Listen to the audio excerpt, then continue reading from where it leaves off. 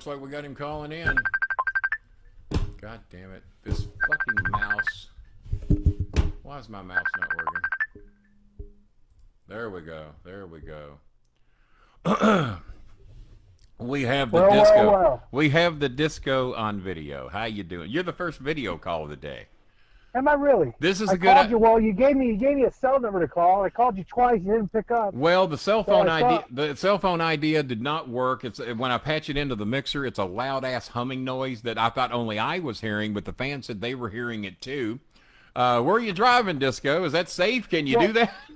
You're thinking, well, I just want to credit myself for my punctuality. I was at the gym, and I got out. I'm leaving the gym right now. Right. I'm in Atlanta. They've opened some of the gyms. Fantastic. And they've opened some of the restaurants. It's like most places, I guess. Like they all still do curbside, but some of them are slowly starting to open up. So, people are still cautious. Yeah, it's going to be a slow roll. Right. I'm hoping it'll get back in the groove. You're down in the Atlanta area, and things are opening up there a little quicker there than some other places. And oh, by the way, we just had Demetrius Zordos on the show. He's runs Dippin' Donuts up in Rome, New York. Said to tell you hi. He's tight with Vince Russo. He said Russo wants donuts sent to Denver. How about that? You need some donuts sent down there to Atlanta? You and Russo sound like you guys want all the freebies. Damn right we want all the freebies. You guys want all the gimmicks. My mom could use some donuts so much. She likes donuts. He's actually sent a fair share of Dippin' Donuts down this way. We get the donuts, and I love the cherry-filled donut holes. But since my surgery, 4 or 5 of those have knocked me out. So and I don't get a lot of sugar these days. And but I had a great time doing your all show. By the way, did you get my congratulatory message where I put you guys over big time? Didn't I have some great things to say about you as usual? Right. Yes, you did. You put me over begrudgingly, but yeah. I'm surprised Conan didn't tip you off. They're supposed to. People are supposed to bury me on that. That's what he always tells people. So I did. You must not have listened to my message. I did call you a boat anchor. Yeah, you did.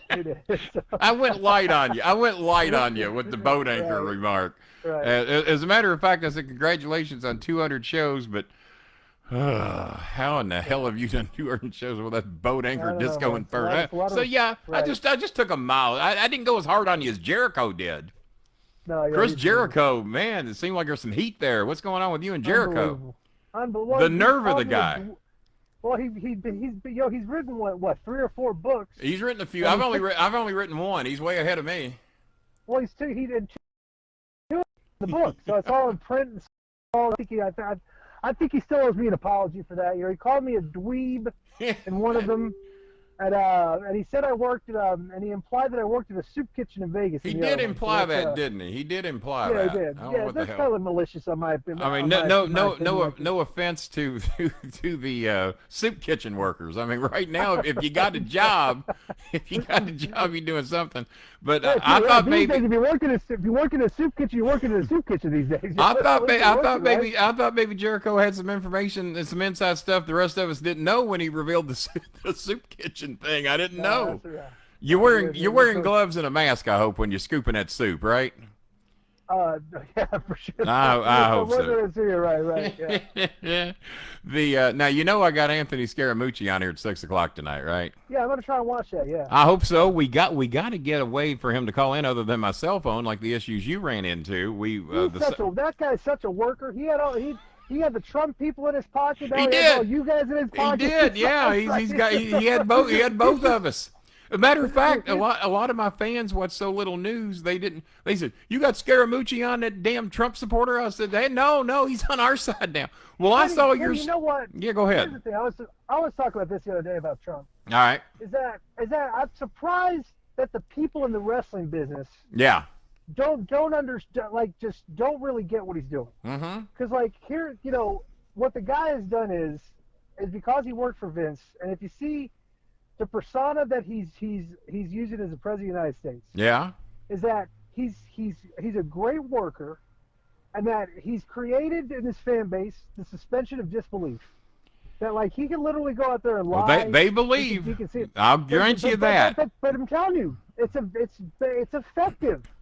I'm surprised that people in the business aren't looking at it as like such a good tool, because here's the thing.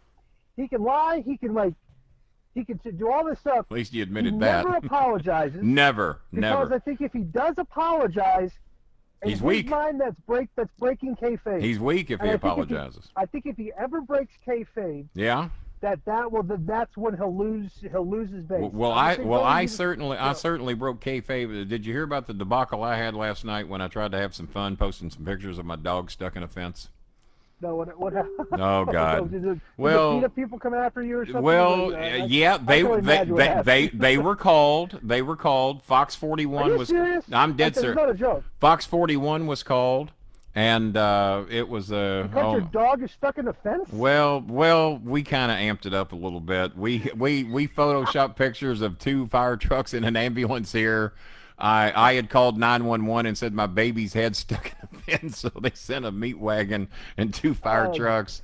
We photoshopped exhausted firemen all over my yard, laying on the ground exhausted, and we claimed that they had been here for pushing 12 hours. They couldn't get his head out. They wouldn't let us cut him out because the fence was a historic landmark. And did the news show up? They called me and wanted to come. Actually, they wrote me on Facebook in my inbox and wanted my address. You had to give a statement. I had to come clean at that point because they were going to send a news team here to cover my dog stuck in the fence, and that the community people would not let us cut the fence because it was a historic landmark built in the 1890s. Yeah, and you already got a call from Evan Husney from Dark Side of the Ring too, probably. Not yet. No, I haven't got the call yet. I'm waiting on it because I want to do the show with them to where they talk about the Cornette-Russo feud, because I'm the only one that I know of that has been actually best friends with both men for over 6 or 7 years now. It just seems like they're building up to that show, aren't they? Well, if I'm not in on that show, they have missed the boat, because if they don't even do the show. Well, you got to do the show. They gave the curtain jerker, they gave you the teaser, they gave you the trailer, and so Russo on one of those shows, there was 2 versions of it, and on one of them he says, yeah, Kenny Bolin urged me to take out an EPO because it was like the 2nd or 3rd time that Cornette had threatened to kill me. And I said, yeah, man, I said, Cornette can't serve any time in jail. And I said, he seems like he's going to try and have this done. He ain't going to do it himself. He's candy ass. Right. He ain't going to do it, but he might pay somebody to do it. He claims he's got somebody for $5,000 that lives in Indiana that knows where you live that's going to take your ass out. I said, so yeah, absolutely file an EPO, because that way you got a way to protect yourself, because Chris and Maya worked in a law office and they knew that they had to lay the paper trail in order to protect yourself. If there's no paper trail, and you show up to do bodily harm to Vince Russo, if he shoots you, he has no rights. If there's a paper trail and Cornette shows up to do damage, he can shoot Cornette, and they're not going to do shit to him, based upon the attorneys that we had spoke to. So I was trying to save 2 lives. I was trying to save Russo, because he's a dear friend and has been for many years, and knew Cornette couldn't do any jail time, and he was mentally disturbed. His own wife came to my house and told me that. She says, thank you, Kenny, for doing that. So Cornette on this show said, yeah, Bolin failed the stooge test. I didn't fail no damn stooge test, because I'm not being a stooge for trying to save my best friend's life. I felt it was the thing to do. I've known Jimmy for 43 years. I know him better than anybody on the goddamn planet Earth. And people, oh, well, Kenny, you didn't really think he was. Yeah, I really thought he was going to do it, or I wouldn't have fucking called. Do I think Jimmy's going to fist fight anybody? No. Jimmy ain't never thrown a punch that ever landed on anybody in his life. Jimmy ain't never whipped anybody in his life. Me and Jimmy have had several scuffles. I've stomped his ass every time. I've lost 255 pounds, and if he ever wants to scuffle with me again, I'm more than capable and ready and willing to do it. He ain't going to fight me or anybody else. And to fight he gave Russo the challenge. Yeah, I'm gonna fight Russo, and I'm gonna put $5,000 on me, and if Russo can take it off from me, he can have it. I said, well, no cameras there. Just no cameras, no cameras. Here's the funniest thing about that. Yeah, he didn't want any fucking cameras for this big event. Well, and he'll never do a thing with Russo for pay. Not even for charity. Not even for charity. But the funniest thing is, the Dark Side of the Ring guys have so much stuff on him talking about Russo. Yeah. That Cornette won't do the episode, but they have so much and everybody else to do it, and everybody else to get paid. Yeah, they got it. They got everything they need. They got everything they need, and somebody's making money off from it, right? Right. So I don't know. I don't know what the hell that he's thinking or doing, but yeah, they need to do that show. They need to go detailed into the history of all the threats that Jimmy's made. Russo never once has threatened. The closest thing Russo's ever done to threatening to Jimmy, he says, if me and Jimmy ever show up at the same place at the same time, and he said it's going to happen, and I don't know who just tried to call me, but somebody did. Oh, Jason Sanderson's trying to call in, so we'll get him in here in a minute because I was a little late getting you through. So, unbelievably, where was I going with this? What was I talking about, Disco? That Jimmy Russo said that the Jimmy will. I don't know. Yeah. He said me and Cornette are going to run into each other at the same place at the same time eventually, and what we're going to do is that Jimmy better kill me. He better kill me. Right. He better take me out because he's got me packed. I don't want to fight him. I don't want to fight anybody. But now I've been threatened enough that if I have to, I'm going to defend myself. So if Jimmy, and he can have the first punch, but if he does it, he better kill me. And that was that was the closest thing to a threat that Russo ever made. And then Russo pointed out what a candy-ass Jimmy was on a show, and that he's never thrown a punch, never took one, never hit anybody in his life. If Jimmy had won all the fights he's talked about, he would be undefeated and over Muhammad Ali. If he had ever, the only visual picture I would ever get is Jimmy beating Russo to death with a tennis racket. Well, if Russo was asleep in his bed and Jimmy had the loaded the shoot tennis racket with the horseshoes in it, yeah, I know about that. If Jimmy had the loaded racket with the horseshoes, he might have a fighting chance against Russo. Otherwise, Russo would stomp his ass, and that's just the bottom line. And I know both of them as well as anybody does. Right. And well, you might know Russo a little bit better. You actually worked with him for a while, right? Jimmy's known him longer than me. They worked in WWE before they. They did. They did. Right. That's where all the. Can you imagine hate? It's like me and you hating each other over Trump. Do you know Dutch Mantel blocked me on Twitter the other day when we were having that? He blocked me. He blocked. Well, I don't like when the Republicans act like snowflakes. Yeah. Well, well. You know me. I never block anybody. You don't. You don't. Right, well, I have blocked a few Trump supporters when they get a little carried away, but I'm friends with a lot of them. And friends with you, Demetrius Zordos, who was on before you, a Trump supporter. He and I are friends. Russo says he respects the office. I said, well, I don't. Not why he's in it. And so we do. Right. But I have lots of friends who are Trump supporters, more than people think. You're one of them. And you and I have fucked with each other on Twitter 1,000 goddamn times. But and me and Dutch have had debates here at the house. My son and Dutch have had some debates. And they were great debates, but to be honest with you, Chris lit his ass up. And so we started having this debate on Twitter, and you saw it because I was tagging you at Disco and Dutch. You all were the Southwest cowboys that need to retire and put your guns away. Put your guns away. Time to retire, boys. You don't want none of the king of the prince. And it got heated enough, so Dutch comes back. Well, Kenny, I'm at a veterans thing right now where I'm helping. I said, yeah, me and Chris are helping the homeless. We're both doing good things. That ain't got shit to do with Donald Trump. Well, Trump's done more for the veterans than Obama and Bush combined. Well, maybe he did. Be about Trump every day, you know. Well, that's great that he helped the veterans, but he ain't done dick for me. He ain't done dick for my son. And just because he's done a couple, I said, I tell you what, Dutch, you name one good thing he's done, and I'll give you 10 things he can go to jail for. How's that? And Kenny, I'm out. And then next thing I know, I'm blocked. So I was blocked for a couple days. So now I'm unblocked because I said, I don't believe this guy. But Dutch Mantel, my lifelong friend since I was in my early 30s, which is about half a lifetime for a lot of people, has just blocked me. Well, he unblocked me, but now he won't follow me. I can't send him a direct message. I wanted him on the show today. And so my old buddy, and I called him on his phone, and he won't even return my phone call. All over damn Donald Trump. Crazy? Well, it is crazy. And I appreciate you taking it because you could have easily gotten hot and blocked me and all that shit. But we haven't done that with each other.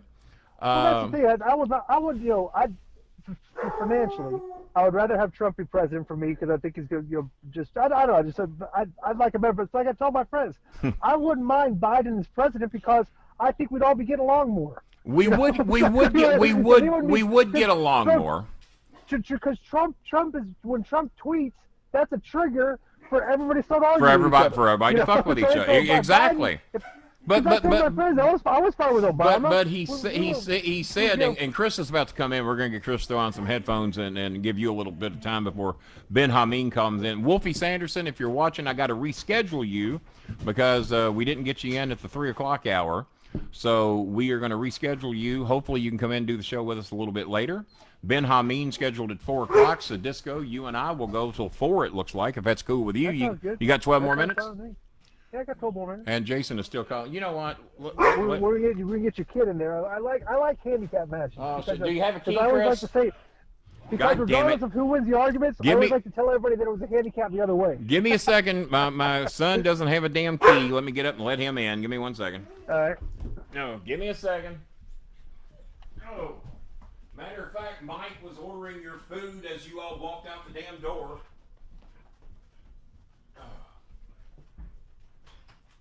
Mike was on the phone with DoorDash ordering you food. Disco's on here. Get in here and talk to Disco.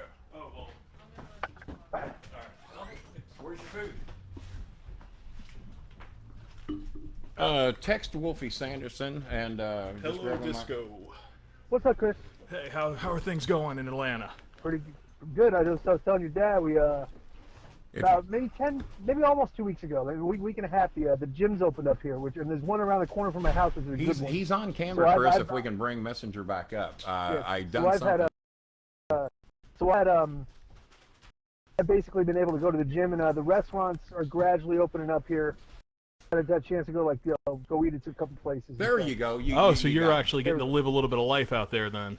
Oh yeah. We got some stuff going. It's great. It's opening up. It's crazy. Like I said, it's gonna be a slow roll, but at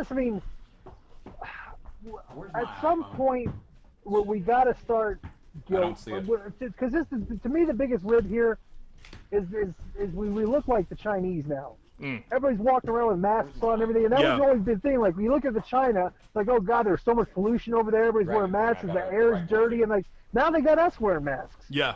I'm like, damn, man. they kind of invented that mask thing, didn't they? Yeah, them in Japan have been doing it for years. Yeah. It's here it's everything crazy, you know? Here everything's still locked down. We just picked up Panera for Maya, and you couldn't go into the restaurant. We had to wait in the parking lot. They had to bring it to us. That I'm missing. Bro, here's the thing. Our governor, I'm in Atlanta, but the Nevada governor, right? The governor of Nevada basically said, okay, we're ready to start opening up, but we're going to kind of let the localities decide how to do it. And the local politicians are like, we don't know what to do. And I'm like, bro, look at this country. We elect people. Nobody got elected that would have any clue how to deal with this. Yeah.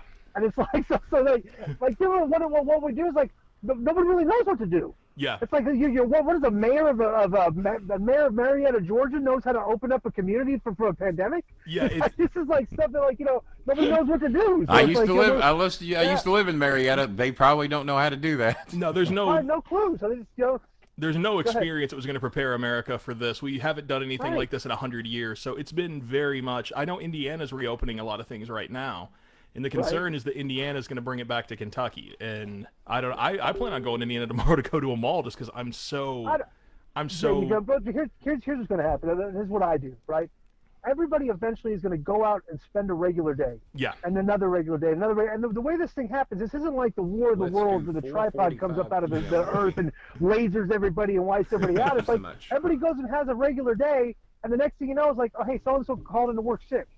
Yeah. And they're home, but everybody else is going. Like, then all of a sudden the hospital's still up, but you don't go to that. If you don't go to the hospital, you don't really see them. It's like, if people realize that this is just a new normal, and just kind of get back into a way of life. It is a new normal. There's going to be a lot of people going out of business and stuff, and that's what I'm worried about. Yeah, we talked to Al Snow a few minutes ago about OVW because he just bought OVW, and they've been shut down for quite a while now. He's worried about going out of business. Yeah, he is. He's worried about going out of business because you can't bring fans in. And I know the building rent they have is so high. It was high when Danny Davis had it. Yeah, so I'm sure that between the building rent and the expenses of being on TV and trying to pay for equipment and electricity and all that, I'm sure that bringing in nothing for months is killing them. See which one that is. Well, that's the thing, and like you talk about that, and you talk about a person that does that for a living in their business, right? But all we're getting to see is a bunch of people on TV and stuff and everything that these people have jobs, and their jobs that they can do at home and everything. I want to hear from the people that are losing their jobs and losing their businesses because they don't have a voice because they're not on TV talking about this. It's like those are people got to worry about, you know. And it's like that's the fabric of our community is like business. Well, like, when are these people going to work? I saw an article. They're unemployed, you know. No, I'm completely agree with you. I saw an article this morning that was interesting. It was a woman, and I think it was in North Carolina, who opened up against governor's orders, and she said, "Look, I have no choice. The people in Texas, she opened up her salon." The judge made her want to apologize. She went to the judge. They fined her, and they said, "Hey, we'll just apologize." And she said, "I'm not going to apologize for trying to feed my kids." Yeah. And they put her in jail. I'm against that. Yeah. And they're taking criminals out of jail and putting them on the streets for not getting the virus. I'm like, what is going on here? It's like a little backwards. This is a different woman, though, that I'm talking about. She opened up her restaurant because she said that whatever bank owns the building that she leases, or whoever owns the building she leases, wasn't forgiving rent. She still had bills to pay. Her staff was saying, when are we getting back to work? There were all these issues coming up. And she said, I waited as long as I could, but if I didn't open up now, I was going out of business. And I don't know that she's been shut down or if they're going to shut her down, but that was where it was when Mike, that would be fantastic. When I got up this morning. Sorry, he's voice to texting. Well, yeah. And then you wonder if she goes out of business, well, where does she work for a living in the future? Where does the people that work there work? Yeah, that's another. If all these businesses go out of business and people are unemployed and there's no other businesses to go work, it's like, man, we got to get this stuff back. We got to kind of get back into it, you know, pretty soon, or else it's gonna be bad. You know. Well, tell me this. Tell me this, Disco. Do you think we're just wiser to just? I mean, I'd like my job back too. I know you want yours back, but do you think we're wiser to just ride it out for 30 to 60 days and be safer, or take the shot now? If you follow me on Twitter, I've been saying from the get-go. No, I've never heard it. Are you on Twitter? I didn't know. Yeah, right. But if you watch, my whole thing has always been, the reason I'm always an outside-the-box thinker is because the herd mentality is usually wrong. There's one country that's been doing it outside the box, and that's been Sweden. Yeah. And they were getting, everybody's like, oh, no, they're not doing it right. And all of a sudden, here's Sweden. They're getting close to herd immunity. Their death rate was a little bit higher. But it's like, bro, we got to understand this is like a new thing, a new virus that kills people. If we just keep hiding from it, we're never going to get back into regular life again. It's like, at some point, we're just going to say, okay, let's protect all the old people. Let's protect people with underlying conditions. We're trying to get everybody else back to work. Yeah, they didn't lose their economy. So it's like, hey. Have you heard about do it. Have you heard about the new mutations they're starting to find in the virus, that it's now starting to reinfect other people because it's changing and all that? Yeah, but you think about it, that's what it's viruses. This is like we're like human beings. You know, we can't. What are we supposed to do here? We're not fighting like an invading army or anything. We're fighting a virus that you can catch from. I'm like, I got a good immune system. Yeah, I do too. I'm just one day at work in 11 years. I work out. I'm healthy. I eat good. Take vitamins, and it's like, like people like me aren't going to be affected. And it's like, well, the good thing is, like me need. The good thing, like me need to get back out there. The good thing is, Disco, I eat like shit, don't work out, and I do take vitamins. Wait, didn't you change your diet there? You've lost a lot of weight. I have. Well, I've lost over 250 pounds, and my diet has changed mainly that I eat a lot less than what I used to. That's the primary. I still eat. You know why? Because you took the sugar out. A lot of sugar, a lot of carbs have come out. Not as much as they would like, but a lot. Makes you hungry. The sugar and the carbs make you hungry. Make you eat I'm nowhere near as hungry as I used to be. That's absolutely the truth. Yeah, without a doubt. Yeah, that's the way to do it. That's what I do whenever I want to lose weight. I just go like. No sugar. I call it no sugar, no grains. I just don't eat bread, rice, potatoes. I don't eat sugar. I just eat meat and veggies and stuff. And I would be at the Kennedy Bridge jumping in if I had to do that. Do you like ribeyes? Mm-hmm. If you like ribeye steak and you like avocado and if you like broccoli or asparagus, you could definitely do that diet. And that's what the diet is: meat and veggies. How long you been doing that? I lost 26 pounds in 1 year doing it.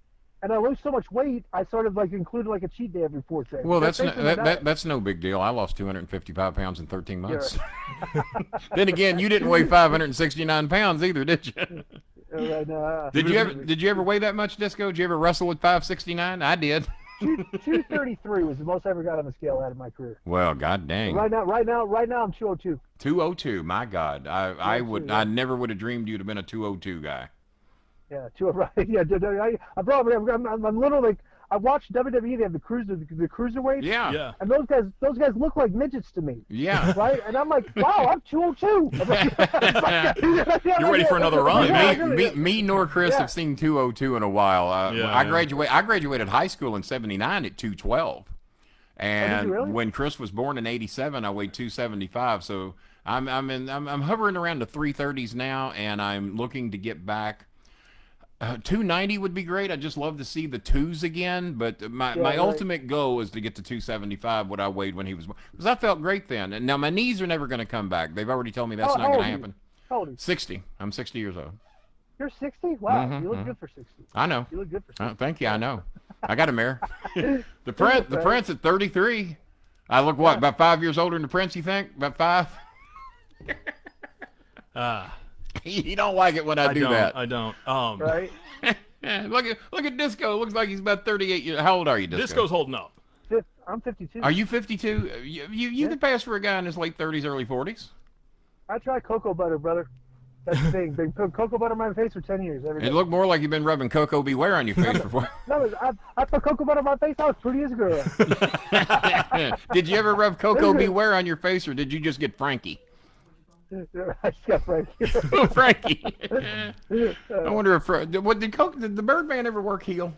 I can't. Not in WWE. How can you be a heel with Frankie on your shoulder? I don't think a lot of pirates did it. You know, pirates would work. they were kind of dicks. Well, who have I got at 4 o'clock? 4 o'clock. Ben Hameen. Yeah, Yeah, we got Ben Hameen at 4. I gotta go about to eat, Kenny. All right. Thank you for having me on. Well, thank you for And calling. I'll Do you think you can motivate Conan to call in later this evening for 15 minutes? I've got 2 messages sent already. I'm trying to give him a call. Tell him you're gonna punk him out. Tell him you're gonna punk him out if he don't call. Mini Filthy Animals reunion. All right, man. Take care. Thank you, you my friend. Thanks for Love you, stopping my by, man. See you later, boy. brother. Take Thank care. you. Bye. Thank you so See you later, much. man. See ya.